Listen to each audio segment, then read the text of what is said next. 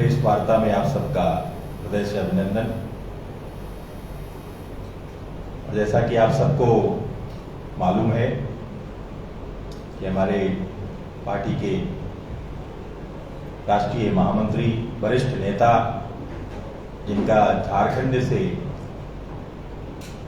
लगातार नाता रहा है, बहुत आत्मीय संबंध है, लगातार हम सब कार्यकर्ताओं को इनका मार्गदर्शन मिलता रहा है, ऐसे माननीय श्री अरुण सिंह जी, आप राज्यसभा में सांसद हैं, पार्टी के केंद्रीय मुख्यालय प्रभारी भी हैं और आज आप इस चुनाव काल में झारखंड पधारे हैं। मैं आज की प्रेस वार्ता में मंच पर आपका बहुत बहुत स्वागत, अभिनंदन करता हूं।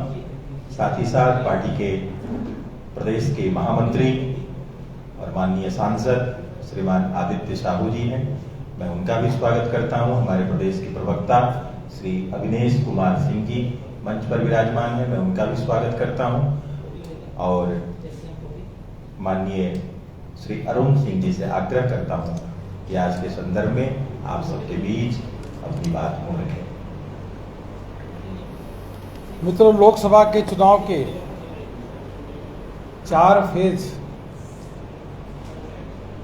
का प्रक्रिया संपन्न हो चुकी है, मतदान हो चुका है। प्रधानमंत्री मोदी जी के नेतृत्व में एनडीए गठबंधन ने इन 4 फेज में बहुमत का आंकड़ा पार कर चुका है। अब हम 400 के आंकड़े के ओर बढ़ रहे हैं। इन 4 फेज में जो आंध्र प्रदेश है, तेलंगाना है, पश्चिम बंगाल है, उड़ीसा है, अन्य राज्यों में एनडीए गठबंधन को एक तरफा सीटों का लाभ हो रहा है और एनडीए गठबंधन के लोग में हताशा और निराशा व्याप्त है, उल्टे सीधे स्टेटमेंट देना शुरू कर दिए हैं। तो यहां पर झारखंड की सरकार है और ये एनडीए गठबंधन है, भ्रष्टाचार और तुष्टीकरण चरम पे है। आलमगीर आलम को गिरफ्तार किया गया है। पूरे देशवासियों ने देखा कि 38 करोड़ रुपए उनके सहयोगी और नौकर के पास से मिले हैं, तो कल्पना करना चाहिए कितने 100 करोड़ रुपए और उनके पास होंगे। और उसके बाद भी अभी तक इस्तीफा नहीं दिए आलमगीर आलम। यहां की सरकार से, मुख्यमंत्री से मैं निवेदन करूंगा कि तुरंत उनसे इस्तीफा लेना चाहिए और जांच को और तेजी करके,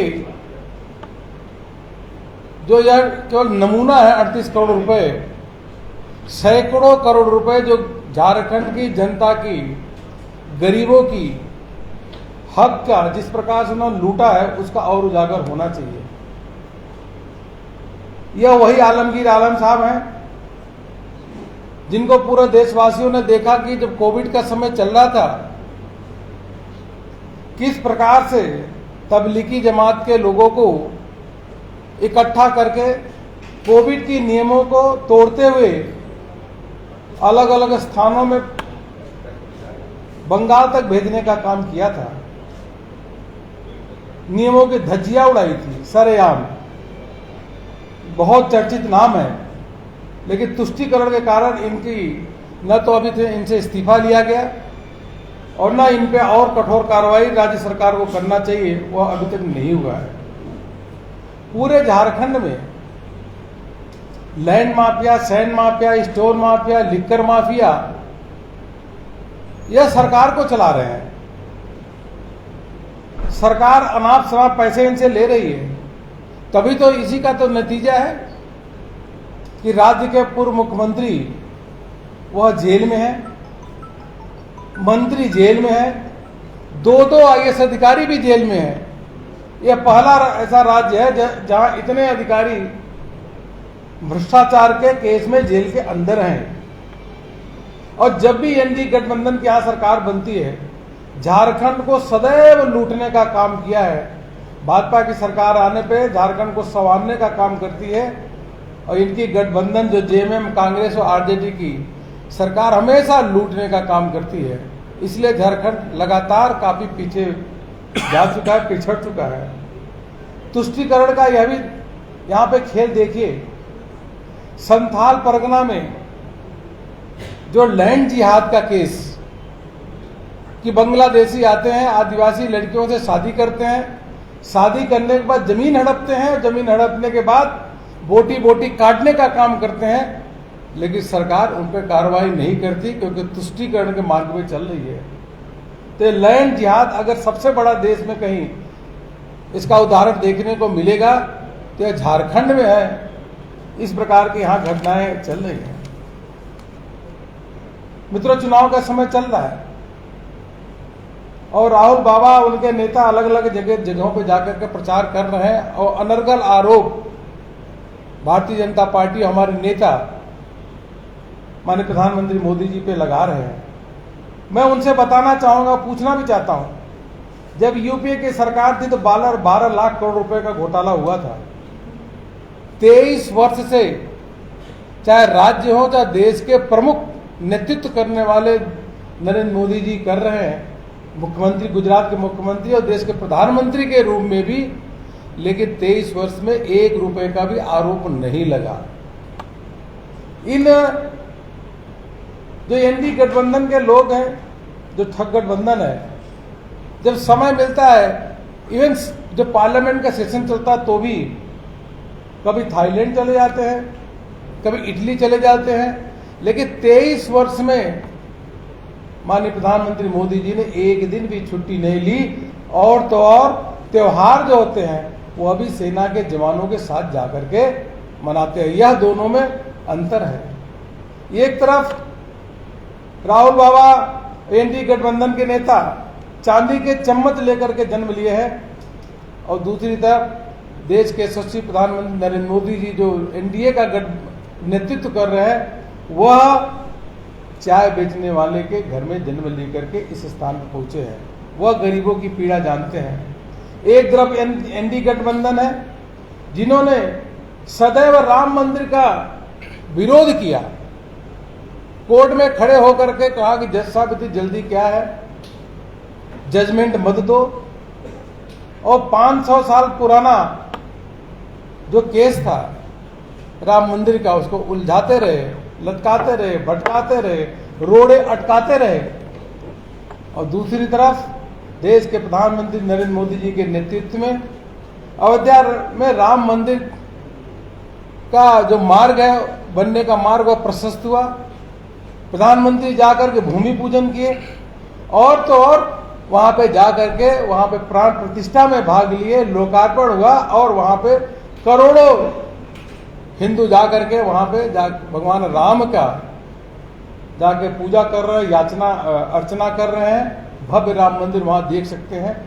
और यही एनडी गठबंधन के लोगों ने, कांग्रेस और जेएमएम के लोगों ने, इन लोगों ने राम मंदिर के उद्घाटन के समय वहां गए नहीं, बाइकआउट किए। अब पवित्र करने की बात कर रहे हैं कि वहां इनके गठबंधन के एक नेता ने कहा कि हम सरकार में आने के बाद पवित्र करेंगे। अरे मंदिर तो सनातन रूप से वह स्थान जहां भगवान राम रहते हैं वो तो पवित्र ही होता है, उसको पवित्र कैसे करोगे? इनकी मति खराब हो गई है। यही एनडी गठबंधन के लोग 6 दशक से ऊपर इन्होंने राज किया देश में। 370 धारा को कभी भी हटाना तो दूर की बात है, कहा इसको छुओ मत। कोई देश के कानून और लागू नहीं होते थे और देशवासियों को डराते थे कि 370 धारा नहीं हटना चाहिए, खून खराबा हो जाएगा। ये प्रधानमंत्री मोदी जी के नेतृत्व में 370 धारा उठा करके फेंक दिया और पूरी तरीके से जो जम्मू कश्मीर है वह भारत का अभिन्न अंग बन गया। सारे नियम कानून, सारे कानून वहां लागू हो गए। आरक्षण का कानून भी वहां लागू हुआ। और हम सबकी यह संकल्पना भी है कि पाकिस्तान को पीओके भी, वह भी हमको भारत का ही अभिन्न अंग है, उसको भी हमको लेना है। यह हमारी दृढ़ इच्छा संकल्प शक्ति है। मित्रों, हमने यह घोषणा किया है कि सरकार आने के बाद यूसीसी को लागू करेंगे और वन नेशन वन इलेक्शन की ओर भी बढ़ेंगे। यह प्रधानमंत्री मोदी जी के नेतृत्व में यह भी पूरा होगा। सीएए को पूरे देश भर में लागू करेंगे और गरीबों के लिए जहां 4 करोड़ मकान बने थे 3 करोड़ और मकान बनेगा। और देशवासियों का एक तरफ और ध्यान जाना चाहिए, ये झारखंड के लोगों को भी ध्यान जाना चाहिए कि पीएम सूर्य घर योजना के माध्यम से आने वाले समय में घरों पे जो बिजली है, घर की बिजली है, वो बिजली भी मुफ्त में होगी, क्योंकि ऊपर सोलर सिस्टम लगेगा और तो और उनकी बचत होगी और उसको सेल करेंगे, जो बिजली एक्स्ट्रा होगी उसको बेचेंगे और बेचने के बाद उनकी आमदनी होगी। यह भी घोषणा, यह संकल्प है प्रधानमंत्री जी का जो पूरा होगा, जिससे गरीबों को इसको बहुत बड़ा लाभ होने वाला है। महिलाओं को विशेष रूप से 3 करोड़ महिलाओं को लखपति दीदी बनाने का संकल्प प्रधानमंत्री मोदी जी के नेतृत्व में हुआ है।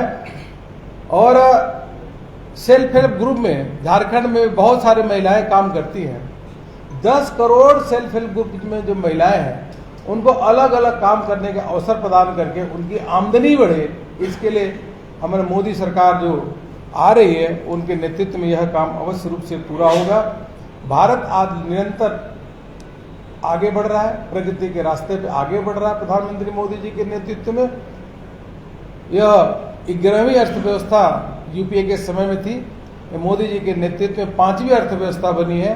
अब तीसरी अर्थव्यवस्था की ओर हम लोग बढ़ रहे हैं और झारखंड की हम सभी की सभी सीटें 14 की 14 सीटें हम जीतने जा रहे हैं लोकसभा की, और ये 14 की 14 लोकसभा सीटें हम यहाँ पे जीतने जा रहे हैं। ये मित्रों आप सबसे कहना था।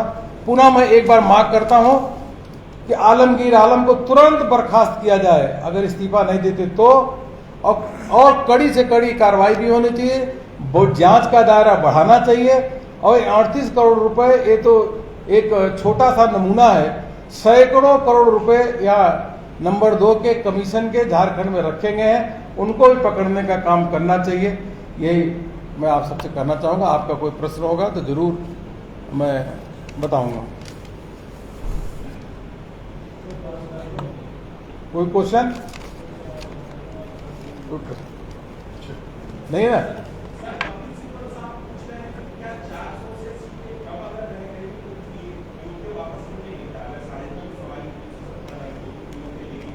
देखिए, कपिल सिब्बल साहब और कांग्रेस के नेता राहुल गांधी ये सब लोगों को भटकाने का काम करते हैं, मुद्दे भटकाने का काम करते हैं।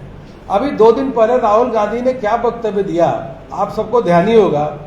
उन्होंने कहा कि सेना में 2 प्रकार के जवान होते हैं, एक अमीर जवान होता है, एक गरीब जवान होता है। और कहा जो गरीब जवान होता है उसकी शहादत, उसको शहीद का दर्जा नहीं दिया जाता है। तो यह कांग्रेस पार्टी जो सेना में भी आपस में बंटवारा करना, आपस में एक दूसरे से बांटने का काम करना, सदैव इन्होंने देश को नीचा दिखाने का काम किया, सेना के लोगों को नीचा दिखाने का काम किया। हमेशा संविधान पे इन्होंने प्रश्न चिन्ह खड़ा करने का काम किया। इसलिए चाहे राहुल गांधी हो चाहे कपिल सिब्बल हो, सबकी जो मति है एक ही जैसी चल रही है, मति भ्रम है। ठीक है।